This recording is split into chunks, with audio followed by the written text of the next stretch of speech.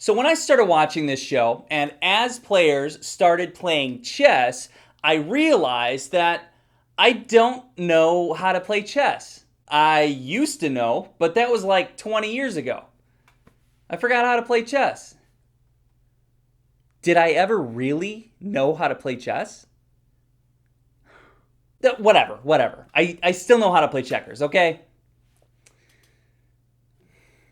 Do I know how to play checkers? The Queen's Gambit is about an orphan child that learns to play chess in like the early to mid 50s. And this story follows her life as a young prodigy to a professional chess player in like the late 60s. Anya Taylor-Joy, she plays Beth Harmon. This character was born into tragedy. She was molded by it. This tragedy in her life causes her to become an orphan, and the trauma seemingly causes her to be socially awkward. She finds comfort in two things: chess and pills. Or alcohol. Chess and substances. Sometimes they go hand in hand, and sometimes they're an issue for her and her personal life. As a chess prodigy, I like how they played out her obsession with the game. They had ways to physically show her thoughts that were unique and creative. For example, at nighttime, she plays chess games in her head. Full chess games in her head. The way that they display that to the audience is they show her playing chess on the ceiling. There's a giant chessboard imaginatively displayed on the ceiling with giant chess pieces, and it helps me understand that she's playing chess in her head. Very creative stuff going on here. Side note, before I forget later, all her outfits are also checkered like a chessboard. And if she's not wearing checkered outfits, she's either wearing like white or black.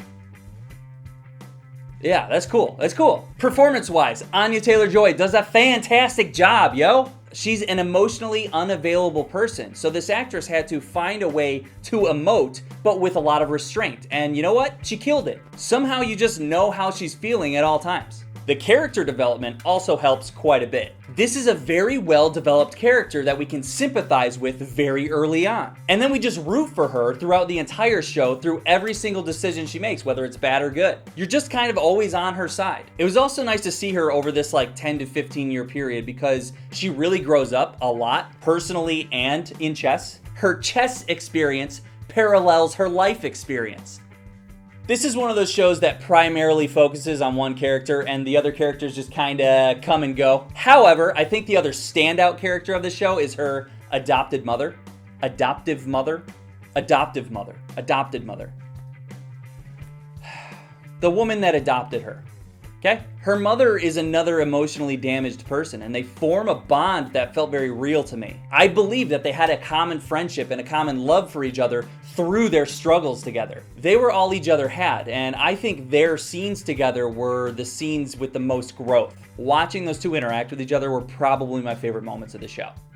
Most of the other characters are other chess players that contribute to her journey along the way. And yeah, they're fine. They're good characters. They're fine. The show mostly focuses on Beth. I think this is a pretty great show, considering it's about a girl playing chess.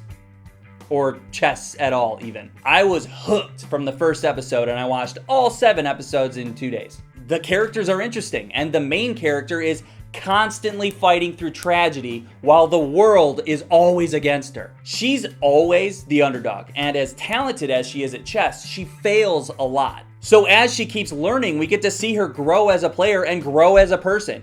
It's awesome. Somehow, this show is very slowly paced, but it's also gripping at the same time. And I think that's because the cinematography is like great. There's always something to look at, and they find creative ways to keep the chess games interesting. And it works. It works very well. I had a great time watching people sit there and play chess. I don't really have too many gripes with the show. For the most part, they're superficial. Like, I hate this haircut. I can't stand it. I can't stand looking at that haircut. But no worries, small spoiler, she fixes it later on. And also, I hate this guy's face. I hate his face. That's right, it's Harry Potter's cousin. Remember him? Yeah. I hate his fucking face. Good performance, I'll give him that. I just don't like looking at his face. Sorry. Sometimes you just hate somebody's face, you know? Also, I really couldn't stand the font that they used for the title sequence, the end of the title sequence.